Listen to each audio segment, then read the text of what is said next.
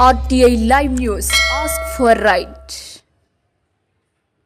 RTI live news కి స్వాగతం. రజక కులస్తులు అన్ని రంగాల్లో అభివృద్ధి చెందాలంటే ఎస్సీ జాబితాలో చేర్చితేనే సాధ్యపడుతుందన్న ఎజ్జా రాజయ్య పెద్దపల్లి జిల్లా గోదావరిఖనిలో తెలంగాణ రజక రిజర్వేషన్ సమితి జిల్లా అధ్యక్షురాలు మడికొండ ఓదక్క, రామగుండం కార్పొరేషన్ అధ్యక్షులు కాసర్ల సురేష్, ప్రధాన కార్యదర్శి మునిగంటి సంపత్ అధ్యక్షతన 25/10/2025 శనివారం ఏర్పాటు చేసిన జిల్లా నాయకుల సమావేశానికి రాష్ట్ర అధ్యక్షులు గోపి రజక, రాష్ట్ర కళామండలి అధ్యక్షులు ఎజ్జా రాజయ్య ముఖ్య అతిథులుగా హాజరయ్యారు.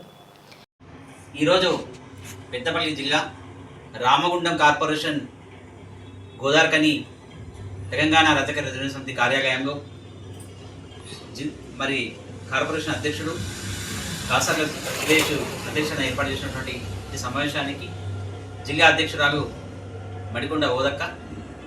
రాష్ట్ర కళామండలి అధ్యక్షుడు ఎజ్జ రాజయ్య గారు, అదేవిధంగా కార్పొరేషన్ ప్రధాన కార్యదర్శి మునిగంటి సంపత్ గారు మరి మిత్రులు హాజరు కావడం జరిగింది. ఈ సందర్భంగా 2016 డిసెంబర్ 26 తారీఖున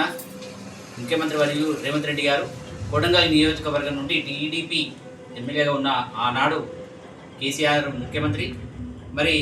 మత్స్యంచారి స్పీకర్గా ఉన్నప్పుడు అసెంబ్లీ సాక్షిగా వారు రజకులను ఎస్సీ జాబితాకు చేర్చాలని, అదేవిధంగా సంక్షేమ పథకాల కోసం వాళ్ళకి పెద్దపీట వేయాలని చెప్పడం జరిగింది. కానీ ముఖ్యమంత్రి వారి ఆనాడి ఎమ్మెల్యే గారు ఈరోజు ముఖ్యమంత్రి కాబట్టి వారు తక్షణమే ఎస్సీ అంశం పైన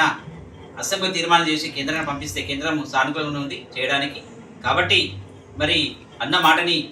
మరి నిలబెట్టుకొని రజకుల పక్షాలను నిలబడాలని చెప్పి ముఖ్యమంత్రి రేవంత్ రెడ్డి గారిని ఈ సందర్భంగా తెలియజేసుకుంటున్నాం. అంతేకాకుండా మరి ఈ గోదావరిఖనిలో అనేక సమస్యలుగా ఈ పెద్దపల్లి జిల్లా మరి అనేక సమస్యలతో సతమతమవుతున్నటువంటి ఈ జిల్లాలో రజకులని మరి ఆదుకోవాల్సినటువంటి అవసరం ఎంతైనా ఉందని చెప్పి ఈ సందర్భం తెలియజేసుకుంటూ మరి రానున్న రోజుల్లో సంక్షేమ పథకాల కోసం 1000 కోట్లు బడ్జెట్ని కేటాయించి రజక కార్పొరేషన్ ఫెడరేషన్ని చైర్మన్ నియమించాలని చెప్పి సందర్భం తెలియజేసుకుంటూ మరి కష్టపడే వారికి ఫెడరేషన్ చైర్మన్ ఇవ్వాలి,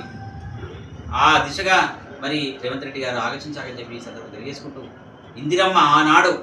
ఏదైతే 18 రాష్ట్రాల్లో ఈరోజు రజకులు ఎస్సీగా ఉన్నారో ఆమె పుణ్యాన ఆమెని స్ఫూర్తి తీసుకొని మరి అదేవిధంగా రాహుల్ గాంధీ గారు కూడా 2023 ఎలక్షన్స్లో వారు చెప్పడం జరిగింది రజకులు